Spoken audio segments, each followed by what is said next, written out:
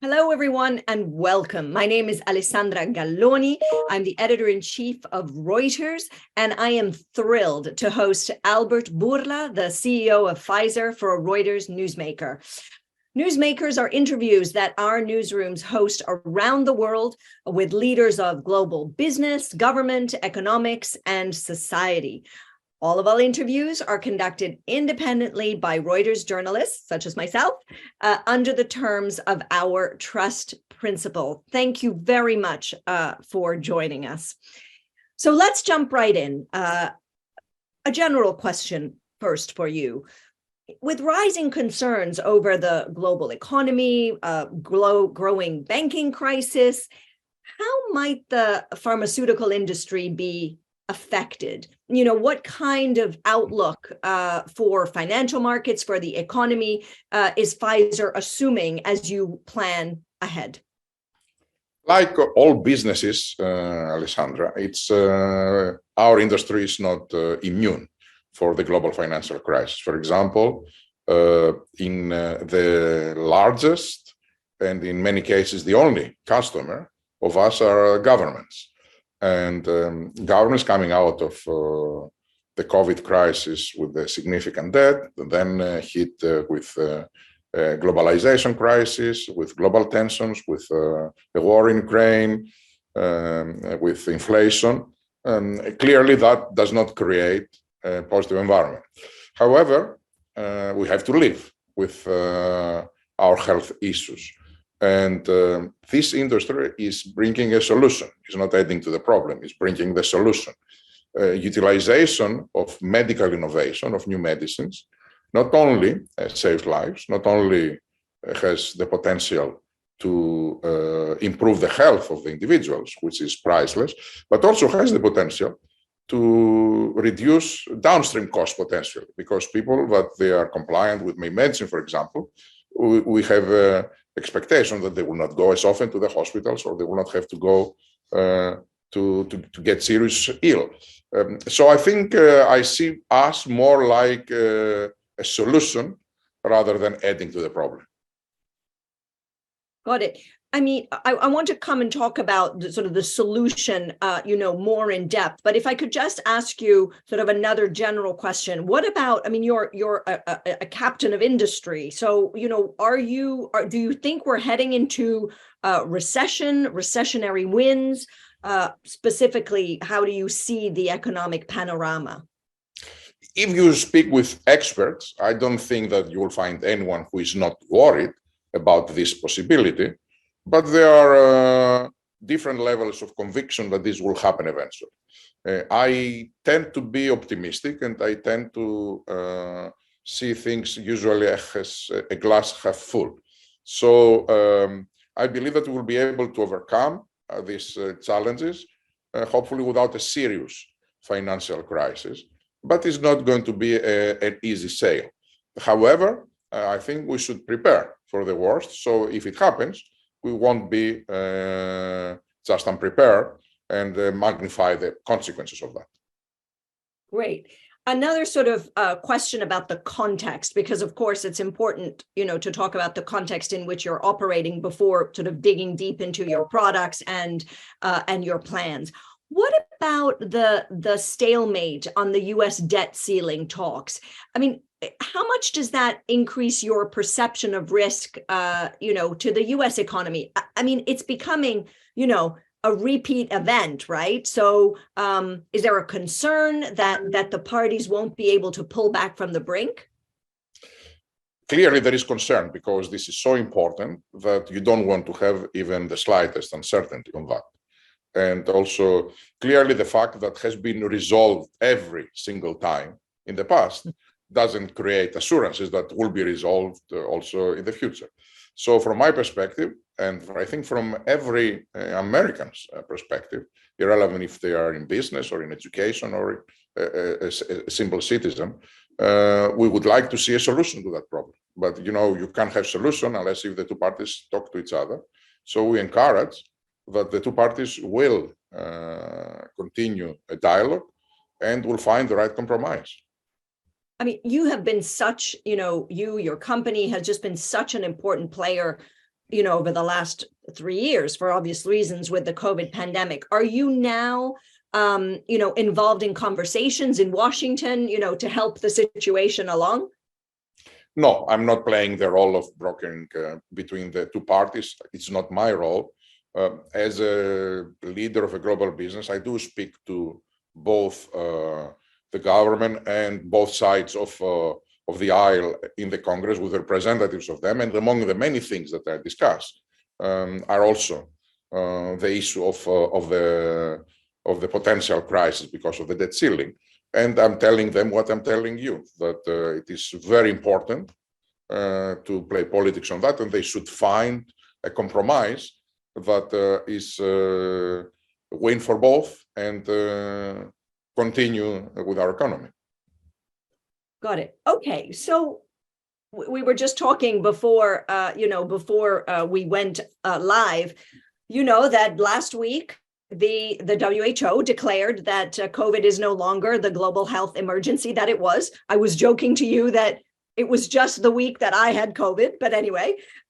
So now that the biggest threat from COVID-19 appears to have receded, what does Pfizer see as its most promising products for future growth?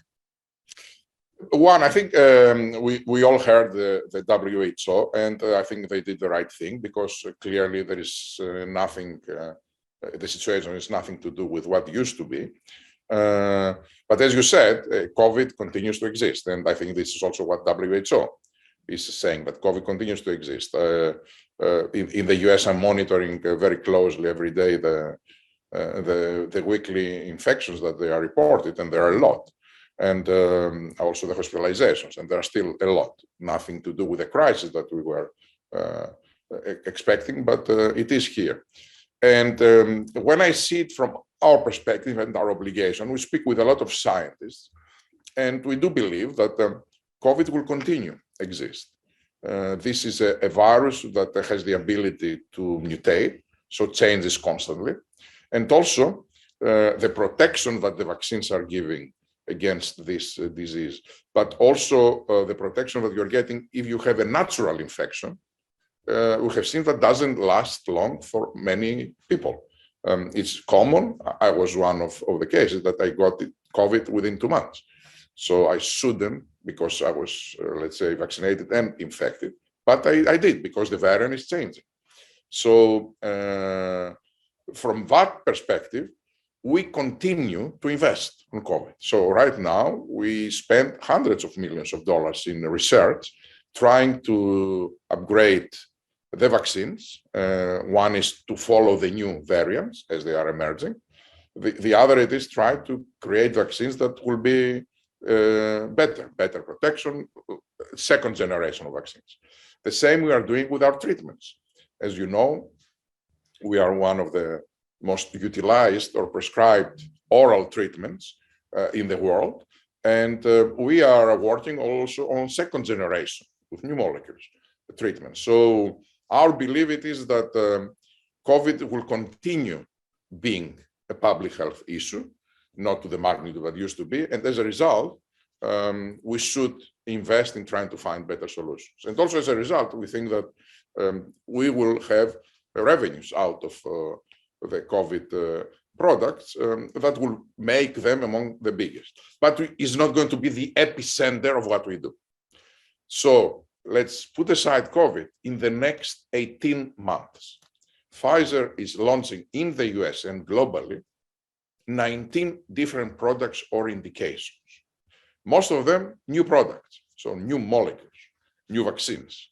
And fewer of the 19 are new indications for molecules that already exist.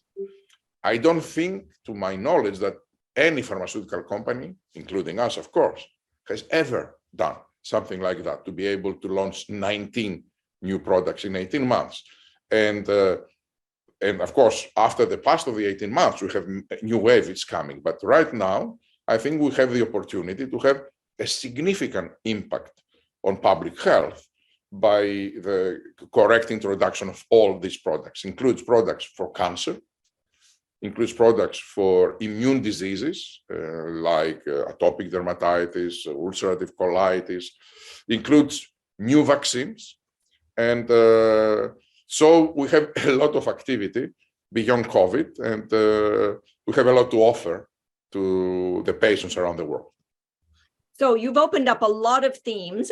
I'll try to take them sort of one at a time, but essentially you're saying COVID, the sort of next generation medicines, vaccines will still be a big part, but that you have 19 other, products now that you're working hard on. What about, you have also been buying with the recent Seagen acquisition, representing the biggest of your purchases. How does that deal fit into the company's strategy going forward? As I said, COVID is not going to be the epicenter. And a company like ours needs multiple therapeutic areas so that we can still progress. So we need to work on different therapeutic areas.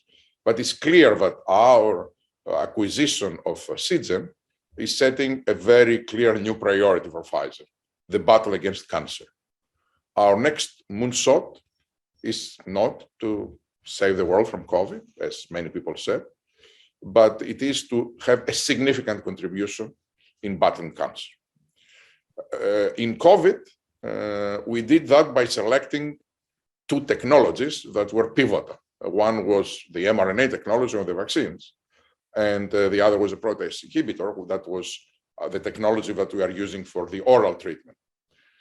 We believe that the technology that Seagen is bringing to us is called ADC, antibody drug conjugate, and can be for cancer what mRNA is for vaccines.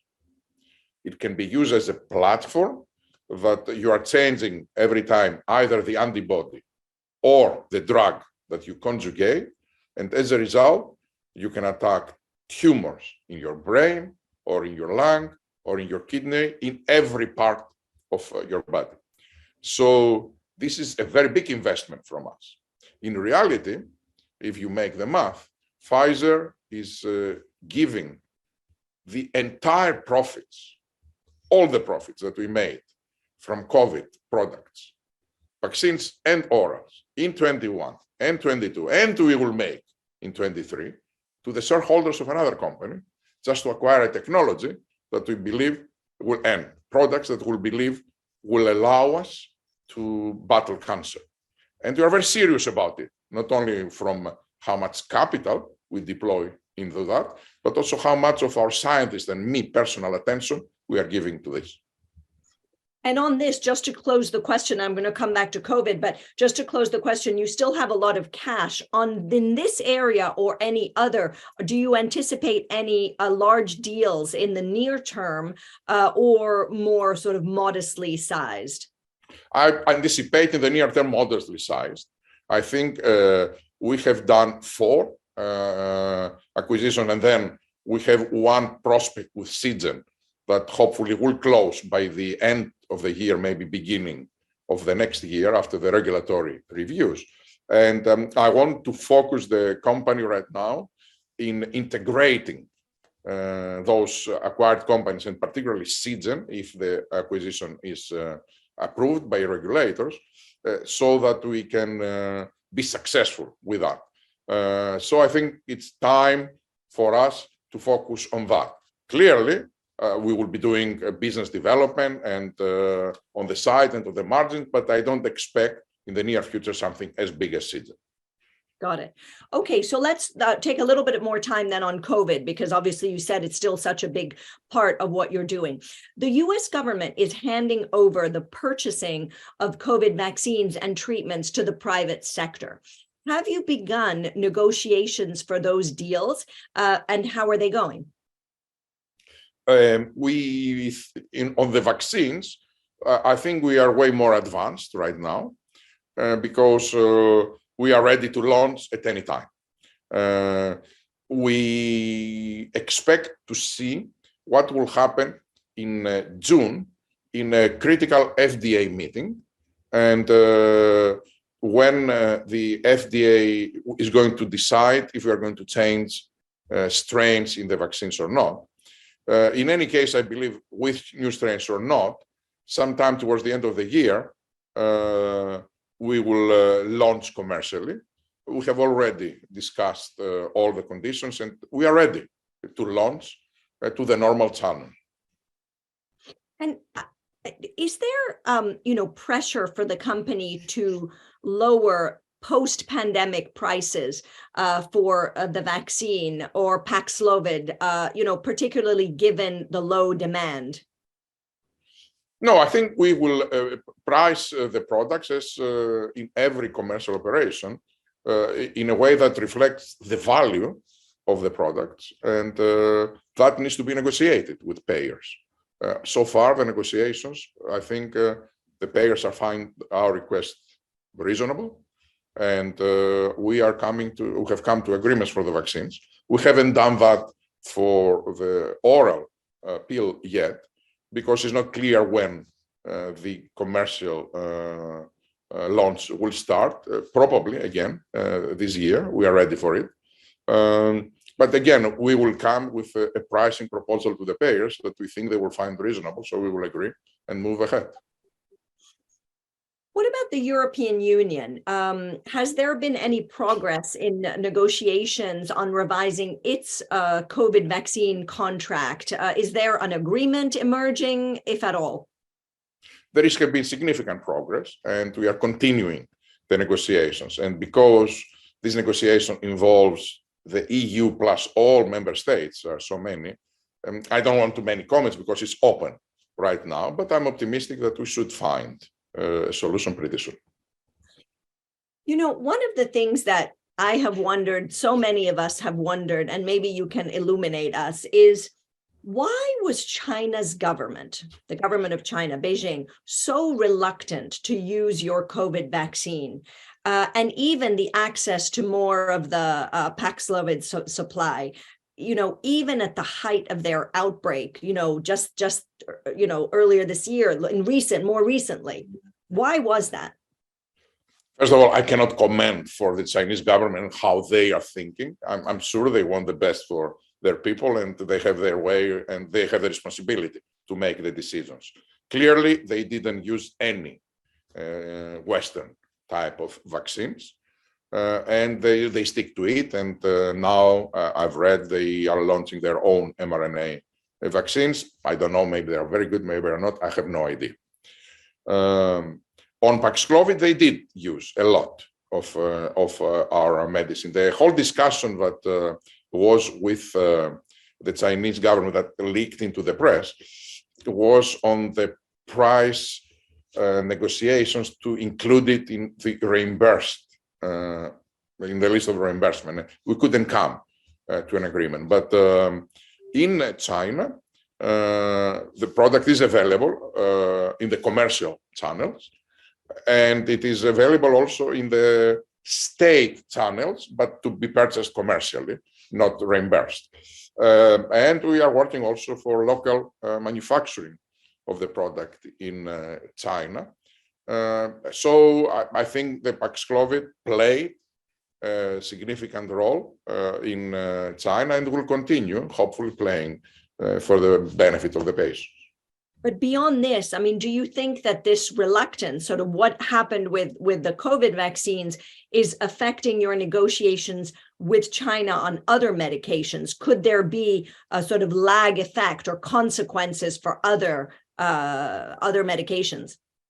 I don't expect so, and I'm not afraid of something like that, no.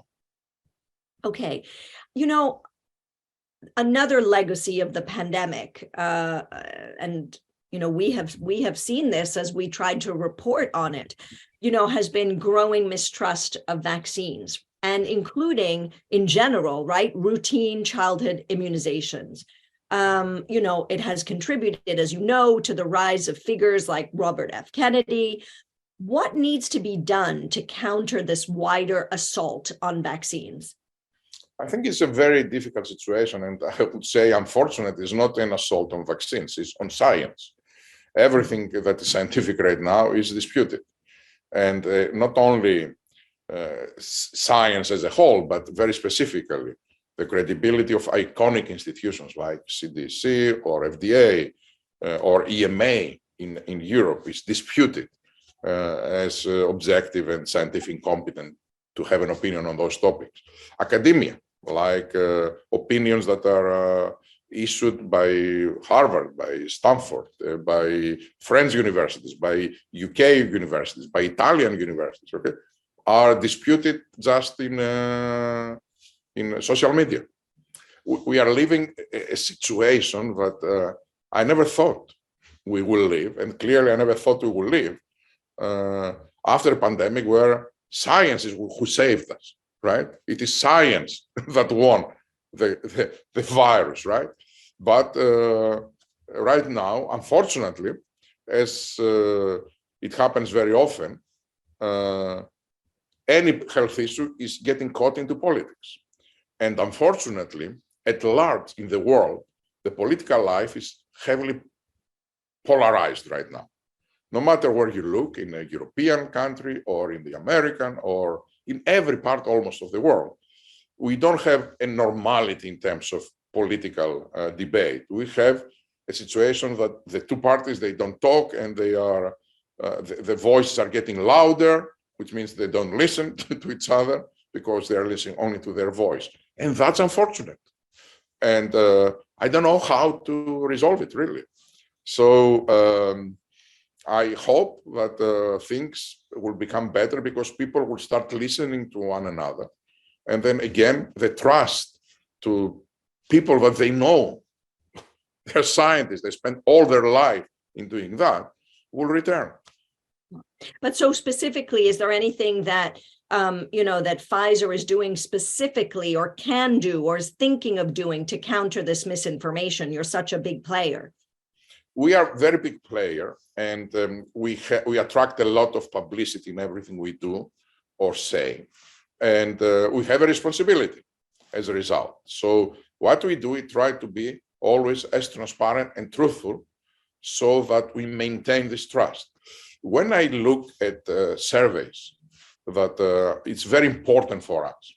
Pfizer is standing out from the rest of our pharmaceutical company, the other pharmaceutical companies, in two aspects. One, it's extremely high recognizability of our name. 80% globally, in the US, 90+%. If you ask anyone on the street, do you know what is Pfizer? They know that it is a company that is making vaccines and treatments. And the second thing it is that the amount of people that they have very positive opinion and trust us is very, very high, higher than not ever, very, very high, on the 60s, which means that we are having a very strong base that people are trusting us. But clearly there is a smaller group, but very vocal, very passionate, that they have doubts about it. And this is a group of people that they are very good people. There are people that were afraid in general of vaccines, maybe, and maybe the mandates that every single country almost in the world implemented, that you need to be vaccinated, otherwise you can't go to a restaurant or you can't travel. They forced them to do something that they didn't want. So those people, clearly are frustrated because of their fear and what happened. And they are the victims of a small minority of people that they are making disinformation. Those are people that they know what they are saying is wrong. And they know that they will have an impact on human lives. But despite that, they are saying because it's serving political or financial agenda. And their target is this group of people that maybe they are 15, 20% in a country that they are skeptical about what is happening. Minority, but significant. So I think we need to talk to these people, ourselves as well. They are good people. They have their doubts. You cannot dismiss that they're afraid of the vaccine. You should talk to them and explain them as with rational, with data, with conviction, how the situation is. And slowly, slowly, we will be the ones that convince them to listen to, rather than this very small minority of people that they are spreading disinformation on them. There is a ton of audience questions coming in. So I'm going to tackle a couple of them.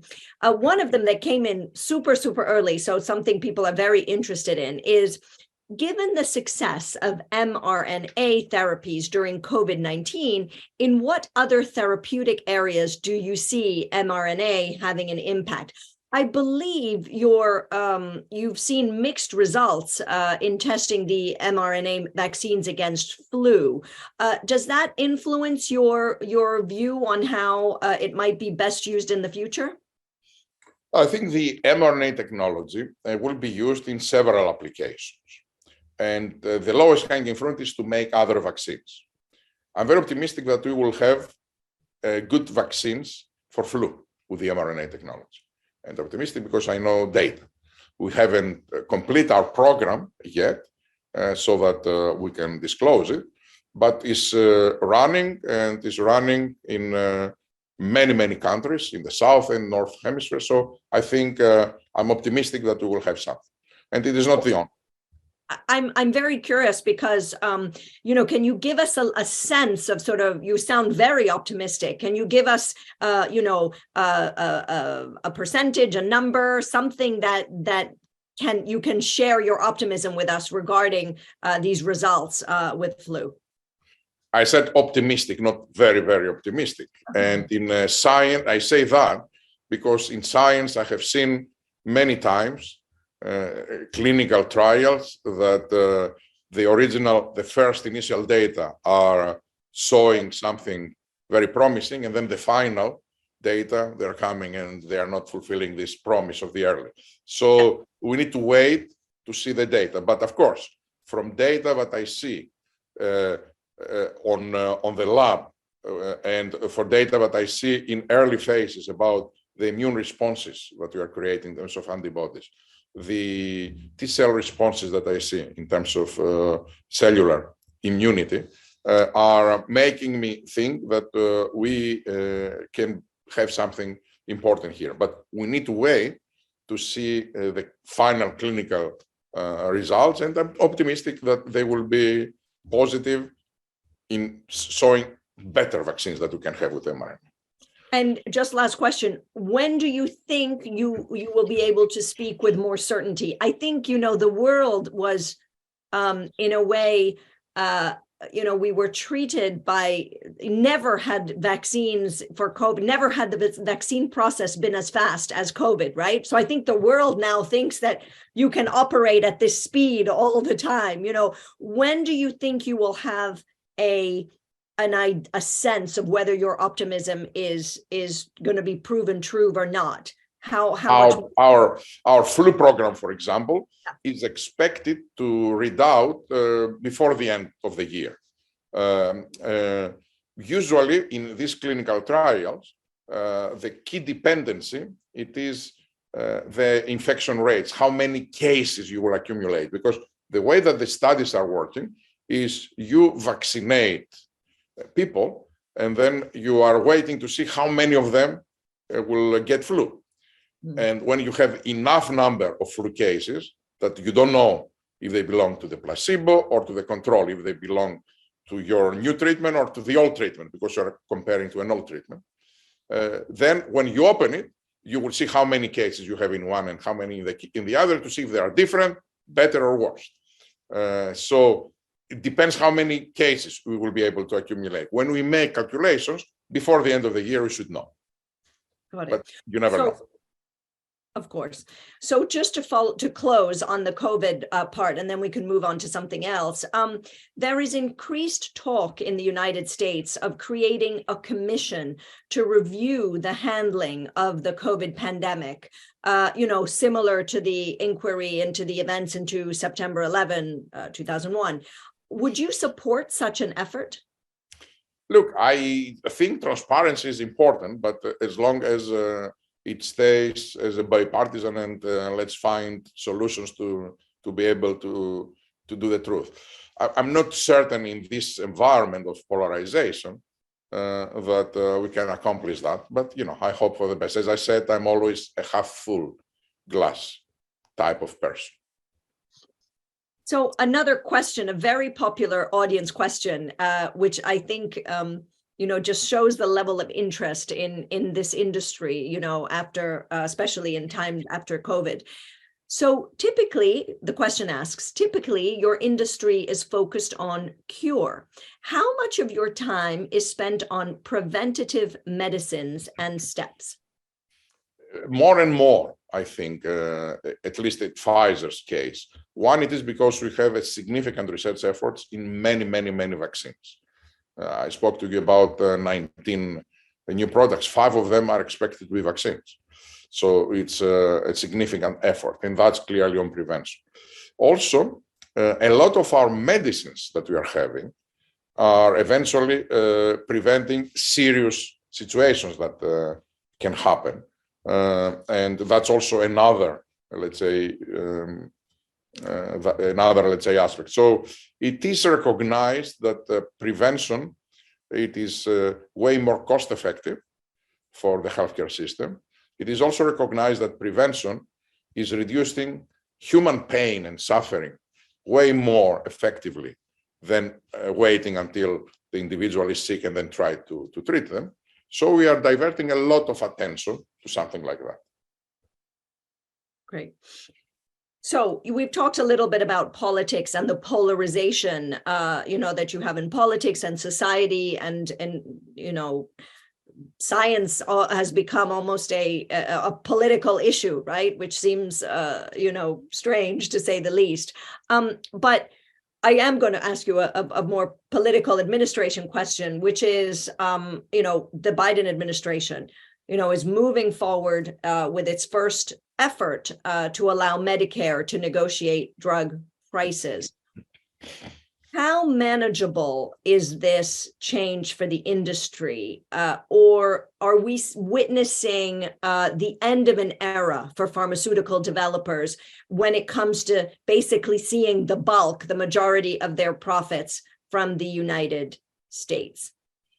I think that there is a new legislation, which is the IRA, the Inflation Reduction Act. And let me start again. I'm a very positive man. There are some positive provisions in this IRA, and some positive provisions for the patients that will reduce the out-of-pocket expenditure for the senior Americans that are under Medicare to a certain amount per month.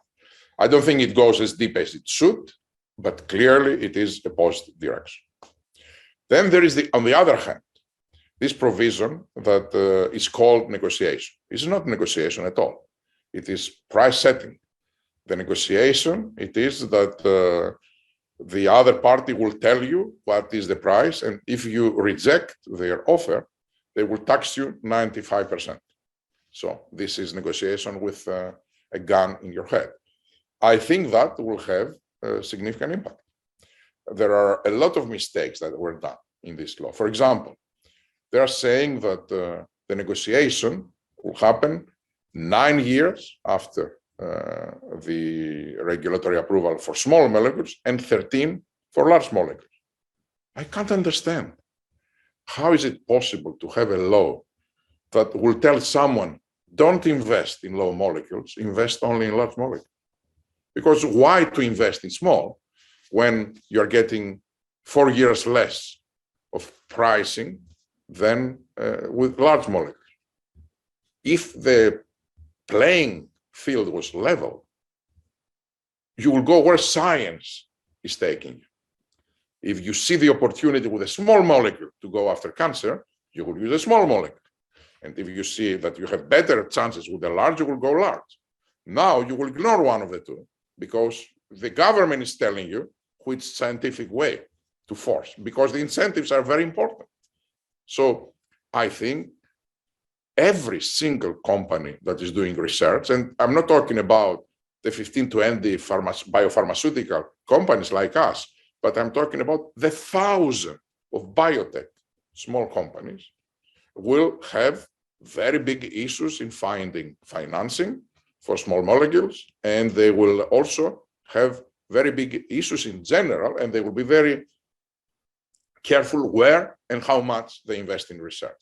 It's unfortunate because you are coming out of a global health crisis that became financial crisis as a result, the COVID, that the only reason why we are here today was because we had a thriving life sciences industry.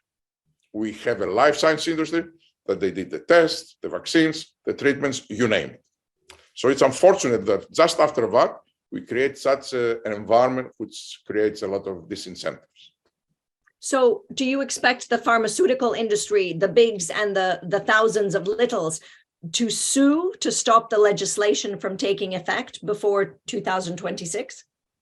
I think that there will be legal actions, but I'm not sure if that will be able to stop anything before 26 or not. I think the most certain way of doing something like that likely will be to agree on Congress to make some changes.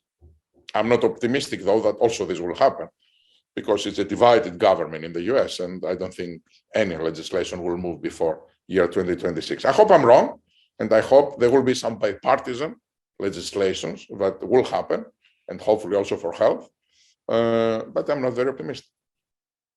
What about in the European Union? European Union is also moving ahead with major new legislation that will affect drug pricing power. How does the industry deal? Explain to us how you deal with such shifts in its two biggest markets. They're concerning, and all over the world, there are some pressures on pricing that we try to explain. As I said, the realities of the financials are very tough and are making governments making short-term rather than medium and long-term decisions. And the short-term, it is to reduce the number of prices, but this will have mid and long-term consequences, because this is how the research is working. You need to be able to have revenues so that you can invest at risk, because don't forget, you need money from people that they are willing to risk 100 times before one project becomes successful, because those are the success rates. So it's not positive. I have to say, though, that I see more and more in Europe a sensitivity that Europe needs to step up in the research field. More and more governments are discussing about building biotech ecosystem in their countries, and Europe as a whole, to attract life sciences investments. So the framework that I see is trying to accomplish a lot of that, and there are a lot of things in a positive direction, but also they try to balance it with other things that could destroy what they're trying to achieve. So I think I hope wisdom will prevail eventually when all these discussions become a law. Now, as you can imagine, there's a whole slew of questions on AI, because of course everybody's talking about AI. So I'm going to ask you from the audience, there are two questions. I'll ask them together so you can answer them, as it most relates to your business. How do pharmaceutical companies embrace digitalization and AI as a new business territory? Could apps or software work as medicines? Not quite 100% sure, but that's the question. And then which areas of artificial intelligence are most helping your business? And which problem would you most appreciate help from an AI on? I believe that digitization, and particularly the new revolution that is coming with artificial intelligence, is one of the most important levers that will allow us to discover new medicine and vaccines. I think we are entering actually really a decade of a scientific renaissance, which what happened in Europe actually years back. And this is happening not only because we have advancements in biology and medical science, but also advancements in technology, and the two are creating enormous possibilities. We are using AI right now in multiple different areas of our business, let's say, if I can call it that model, particularly in research. One very, very good example, it is that in research, I see the trends moving from drug discovery, which means that you try 3 million different molecules, and you try to discover which one of them could have some benefits for the patients, into drug, instead of drug discovery, drug design. So you are using artificial intelligence predominantly and very big computational power to create models that will design a molecule based on theoretically what molecule could work. And then you can choose among the few. It's not scientific fiction, what I'm telling you. But so it's a question of efficiency then. So basically the model will help you decide which direction to go in. Absolutely. I will give you a very tangible example. Usually the phase of discovering and selecting a molecule is taking 4 years of the 10 that a drug, a small molecule, will take.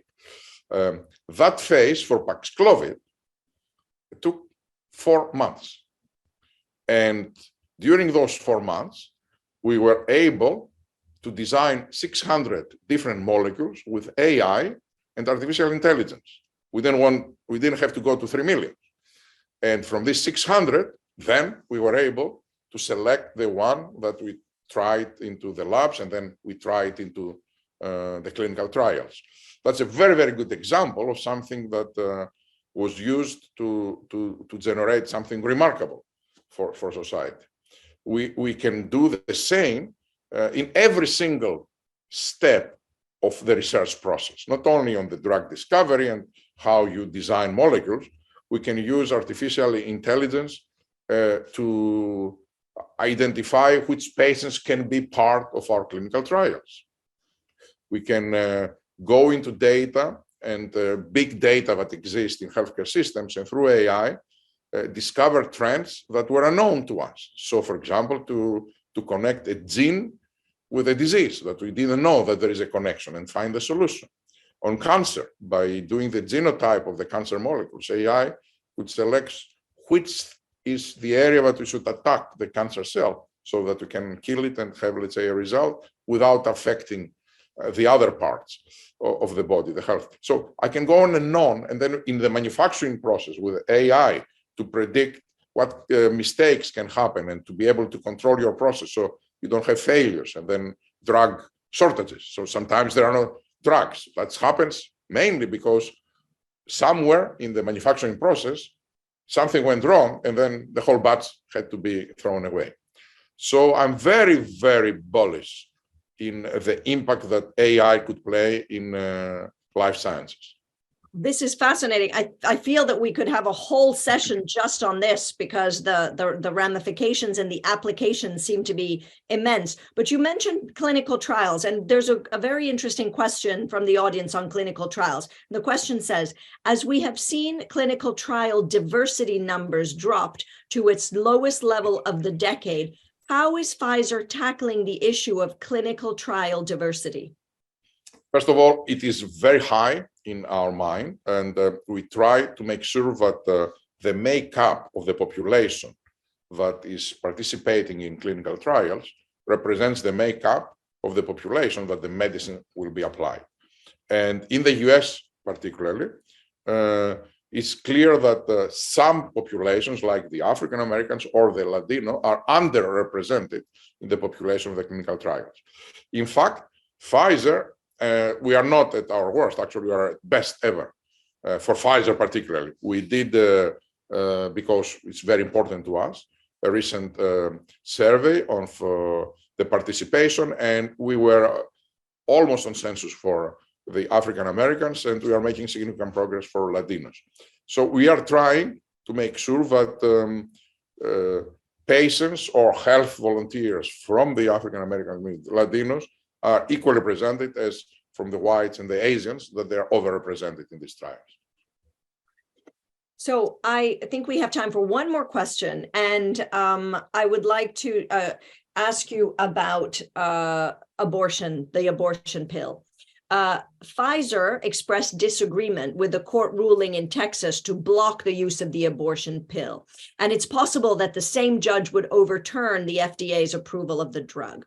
How concerned are you that the court could revoke an FDA approval? And could this in general undermine other medicines in the public eye? Clearly, we made a clear statement because we are very concerned. This is not about abortion pills or not. It has nothing to do with that. What has to do, it is with the ability of a judge to say if a medicine is safe and effective or not. I think the safety and effectiveness of the medicines need to be assessed by institutions that are made in every country just to do that. In the US, this responsibility has been delegated by Congress to the FDA, not to judges. And they are the only ones that should be responsible for doing that. And frankly, they are the most iconic regulatory body in the world. Every regulator in the world are looking at them and they are learning from them. The same very, very high level is EMA, for example, in Europe, or the Japanese medical agency. So it's unthinkable in Europe to think that the scientists and the EMA would say that the medicine is not effective, for example, and not get approval, and then a judge can come and say, no, we think it is. We will put it in the market, and vice versa, because it's the same. I think that undermines the whole system of trust that we need to have, that there are governmental agencies that will guarantee that they did all the due diligence when they approve or disapprove a medicine, and not the judicial system. Thank you. Dr. Bourla, we are at the end. These 45 minutes flew by. Thank you so much for all your time. It has been a fascinating discussion. Thank you very much. I look forward to seeing you again soon. Thank you very, very much, Alessandra. Thank you very much.